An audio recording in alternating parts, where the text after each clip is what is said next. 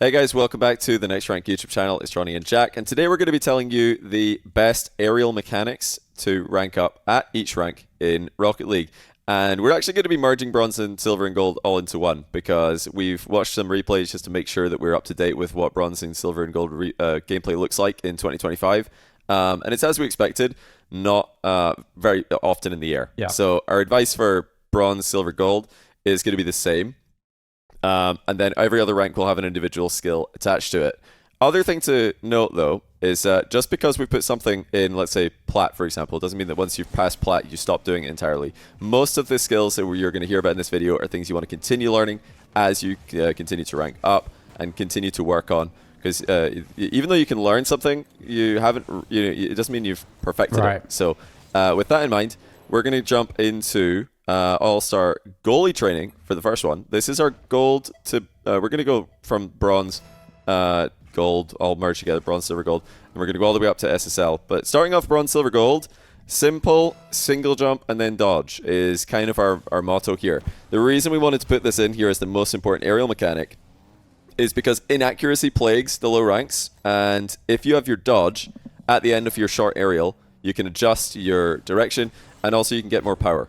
Because you're dodging into the ball. So this really is, and I know a lot of you guys who are bronze, silver, gold will be like, but hey, I can aerial to the ceiling, I don't need this. Trust me, you do. You need to be able to make these short flights and then dodge hard into the ball.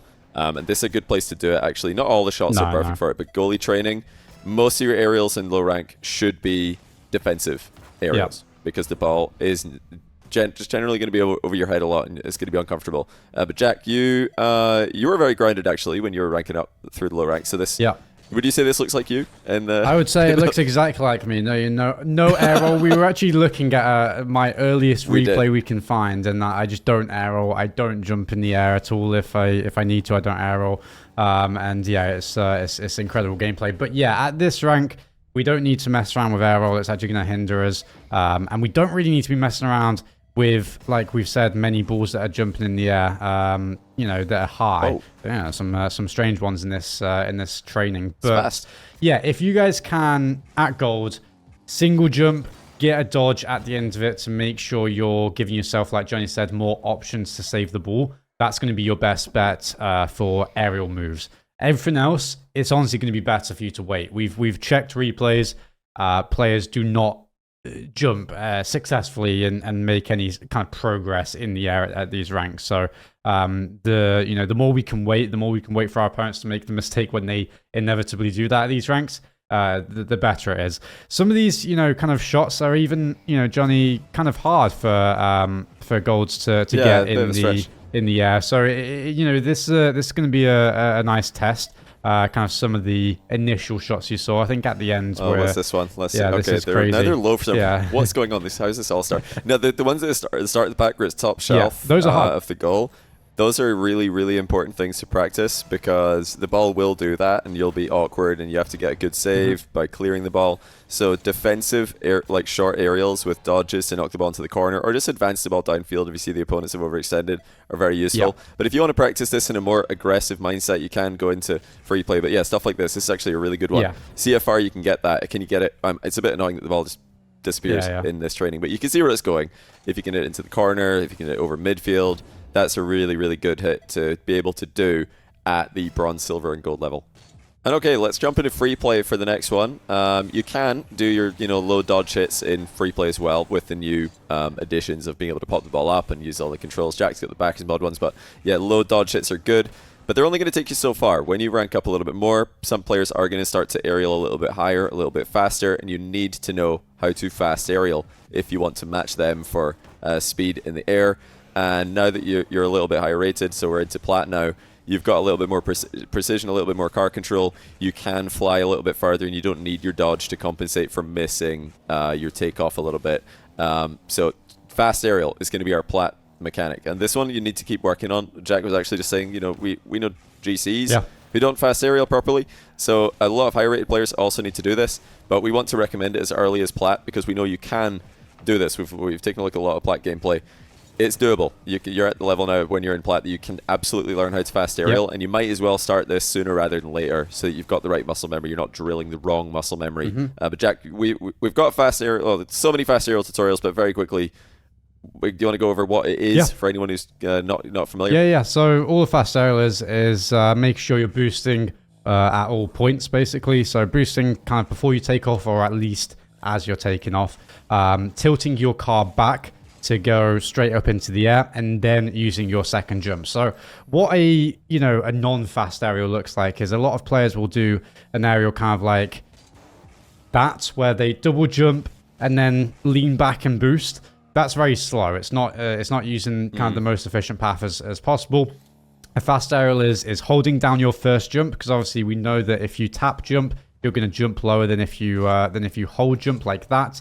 So you're holding down your first jump, you're boosting, you're tilting back, and then you're jumping again. That's going to give you the best kind of result at getting up as quickly as possible.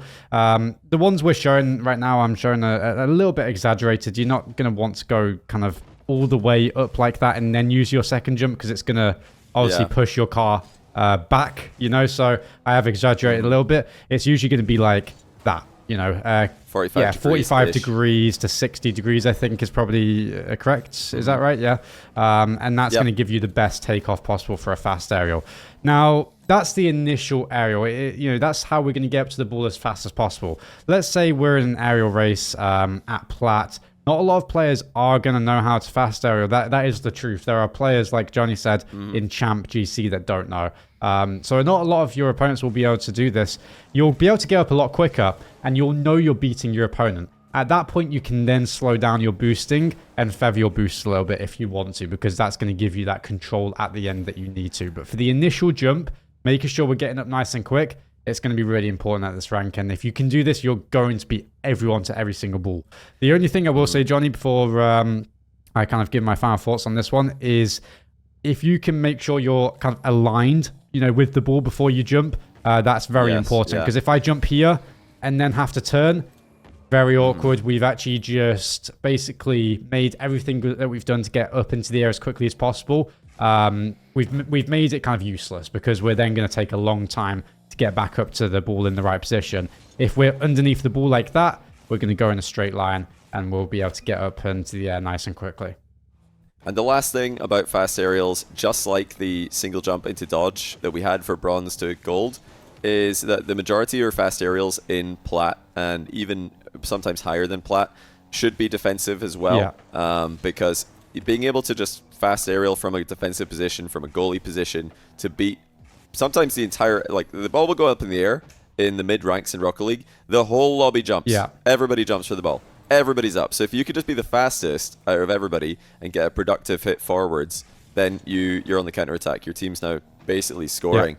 But be careful not to, you overuse this in offense and in the midfield, because sometimes, yes, it will be your ball to go for, but the whole lobby jumps in these mid ranks in Rocket League. The ball pops up and everybody sees their montage music. Here's the montage music kick in. They all jump in the air. So these are more defensive things, and you're still going to get lots of chances to do it. Okay, so on to Diamond Plus. Adding the plus, because all these things you have to keep on working on them as you rank up. But the thing we've decided is the most important at Diamond is the aerial off the wall. So in bronze to gold, we're jumping off the ground, getting to the ball with a dodge, and the Plat, we're fast aerialing. Now we're just kind of aerialing off a different surface. So instead of fast aerialing from the ground in order to get quick elevation, we're using the wall as kind of a cheat. So you can aerial off the wall and beat players who are jumping from the ground to the same ball. So the whole idea is kind of the same. It's all about speed. And this is a way that you can really separate yourself from the opponents in Diamond, being able to aerial off the wall, hit the ball forward, hit the ball into the backboard. Even if sometimes you can do this off the side wall like Jack is doing here. You can also do it off the back corner wall in defense, the back wall in defense. Being able to just jump off different walls and get to the ball is very important in Rocket League. And when you first start doing this, you'll realize, like, wait, this is a lot harder than it looks, because you'll jump off the wall, maybe you're too high every time. Maybe you jump off the wall, you're too low every time. Maybe you're having a hard time reading how far you need to jump off in order to align with the ball properly. But this is going to be a really good thing to start learning around about Diamond, because it will continue to be a useful part of your game throughout every single rank, and yeah, even into the upper echelons of SSL. Definitely, yeah. The reason why this is hard and for the most part when players first try to learn this is because you're mostly upside down or kind of sideways when you jump off these walls, Johnny. Yeah. You're facing a different way. You're not facing directly towards the ball. So that makes people think that they have to flip one way, when in reality they actually have to flip a different way. So, this ball's coming towards me. A lot of people will front flip here. Or kind of side flip, diagonal flip, like they would with a regular hit when the ball's in front of them. Now that's all well and good, but you're going to go a different way at that point because you're facing a different way when you jump off the wall. If you front flip, you're going to go in whichever direction your nose is pointing.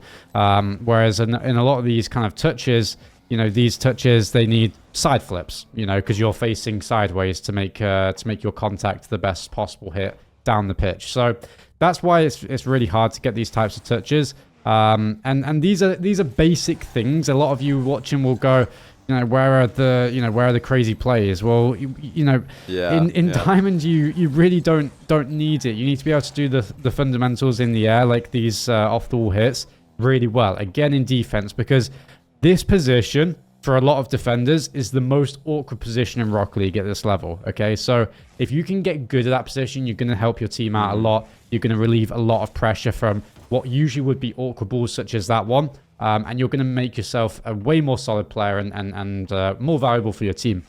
The other team, they won't be able to deal with hits like this as consistently. Of course, a lot of the players, might still be able to, but not as consistently as if you practice this over and over again. So, yeah, get good at this. I think, the only tip I have for this is making sure we're not over air rolling as we jump off the wall and giving yourself a little bit more time. Don't jump off the wall and hold boost. That's what a lot of players want to do because they think they need to go quickly as soon as they've jumped. Give yourself a little bit more time. Maybe don't jump as early. Make sure you're waiting towards when the ball comes towards you. And then usually, like I said, using side flips is probably your best bet unless you can get good at air rolling instantly after you jump off the wall, which is harder. Can work your way up towards that. But yeah, stick to side flips and taking a little bit more time than usual when you're first starting off with this kind of skill. Yeah, side flips are really, really strong for off-the-wall short flights because you can get so far off the wall with a side flip, you don't realize just how far you can move until you go high up the wall, you side flip, and you look where you landed, you're like, wait, I've covered quite a fair distance there. So you can travel really far with side flips, but it is important as well to do these little short flights, and correcting your flight path to just be facing the ball with a quick air roll is a great way to start implementing air roll into your aerials as well. Because like Jack said, it's not over air rolling, it's just a quick 90-degree air roll and you're facing the ball. And then you can dodge as normal. So that's going to be really useful as well for shooting. Most of the time we're talking about defense here because we do think that aerial defense is a part of the game that most players are pretty weak at. Everybody practices their offense in Rocket League. Everybody wants to practice the fancy ways to score goals, which is great. But if you really want to rank up, the most important mechanics are very often defensive mechanics, and things like this are going to transfer well to offense as well. If you can practice your off-the-wall, like little aerials, little dodges in defense, then suddenly you're going to be flying off corner walls in midfield, and getting quality hits compared to other players who just dump the ball straight down, accidentally centering the ball to the opponents, or accidentally giving it to goalkeepers. Because so many times in these kind of positions that Jack's now shooting from, the players will just pass the ball to the opponent's goalie because they just hit it like very a wet noodle shot straight to the goalie. And being able to just have the difference between that and just a high shot is night and day. And not enough players are practicing this. I know I myself, I want to get better at this, and I'm GC, low GC player currently, and I've always had a weakness in my game where I just hit it either too low or too high. But being able to hit it perfectly like that, like Jack did there, is a massive boost to your game. Alright, let's move on to Champ, and for Champ Ranks Plus, we want to work on rebounds. Nothing too crazy. You might have expected us to be at much more high-level mechanics by now, but rebounds are something that Champ level players really need to work on. We're going to jump into the Backboard Therapy training pack. It's in the browse section near the bottom. You can see the code there. This is a great training pack to work on your rebound ability.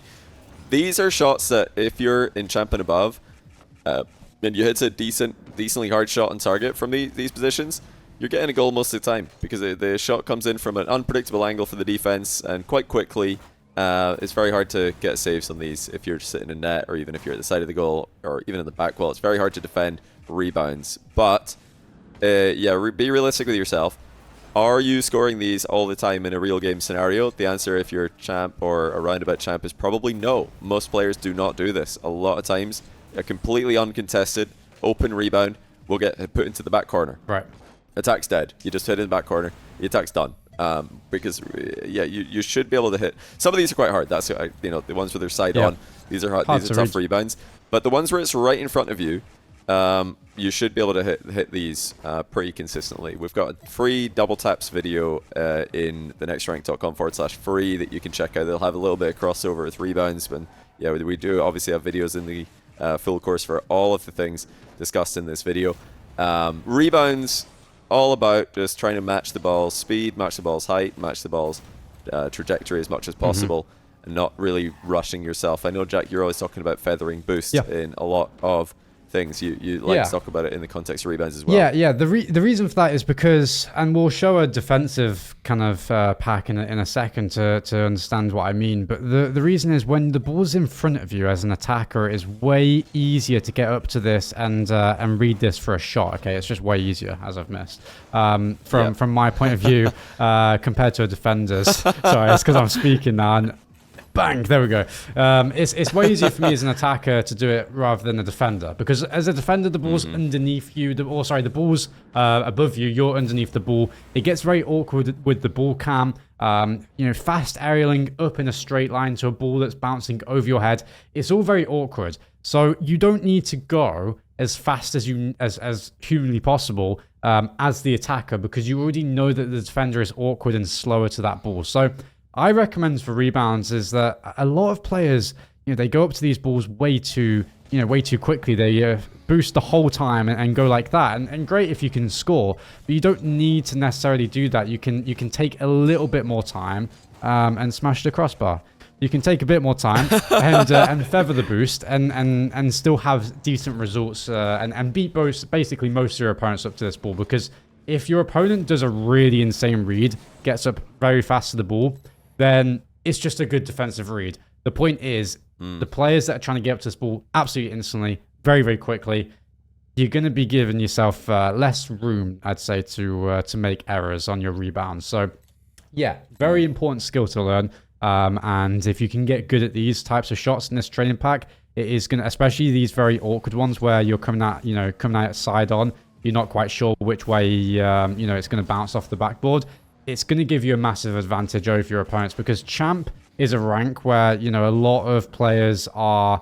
I always say this, Johnny, it's the rank where it has like the most amount of things you need to learn in the game, it feels like, for me personally. Yeah. It's just a very big rank in terms of like skill discrepancy between players.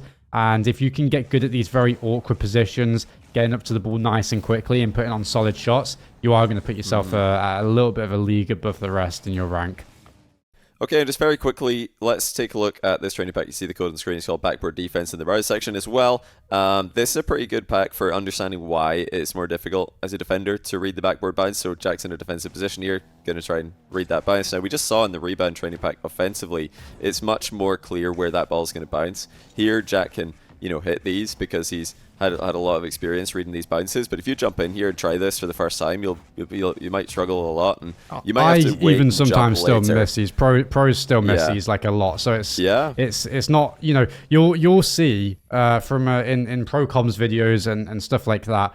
As the attacking team, when the other person is in a position like this, you're always telling them to play the miss, because it's very awkward. So like Johnny was saying, sorry to cut you off, but it is really hard to read balls like this. And you see that I'm actually just way slower. I'm having to feather my boost. I'm not going up to it as fast as I could go up to it slightly quicker like that, but it's really awkward. At champ, they might get it. Most of the time they won't be reading balls like this, which on the contrary, if you guys can get good at the defensive portion of reading the backboard and reading rebounds like this, OP is pretty much the super OP. It'll be broken that you can read balls like this one and get out of defense in positions like this. All right, let's jump back into free play now to talk about Grand Champ. And at Grand Champ, we're going to recommend as the number one shot the number one aerial mechanic to to practice, to rank up, is going to be ceiling shots. It's not going to be a slow play, it's going to be a fast play.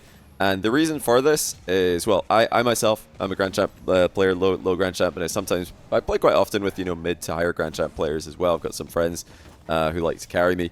Well, they do their best. And ceiling shots are not utilized anywhere near as much as they should be because of the popularity of air dribbles and because of the popularity of flip resets. Everybody's trying to go slow play, air dribble, flip reset.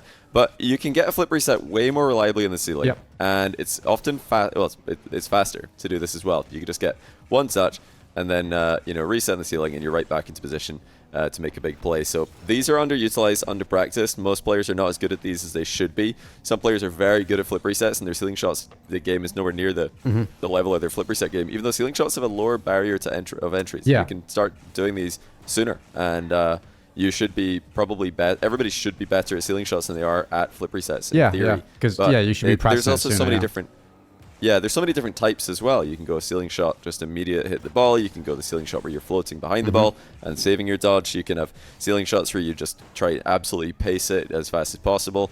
So many different types of shots here that players do not have available to them because they simply do not practice it. All they do is air dribble, solo play, reset, and repeat. Yeah, I put ceiling shots in the underrated mechanics video, which you can all go and watch on the channel now. But it's because it's so easy to get a good setup. It's way easier to get a good setup in a ceiling shot than it is in a flip reset. You make less mistakes, and it gives you very similar it gives you a very similar end position for when you're about to shoot. That's why I always recommend ceiling shots personally over flip resets for the majority of the player base. Of course, when you get very, very high level, flip resets do kind of take over. But even saying that, I remember the first time I kind of realized how effective ceiling shots, is when I was watching O'Khaled play like a few years ago against me, and I was like, he actually never goes off the wall for a reset. He just goes for the ceiling shot.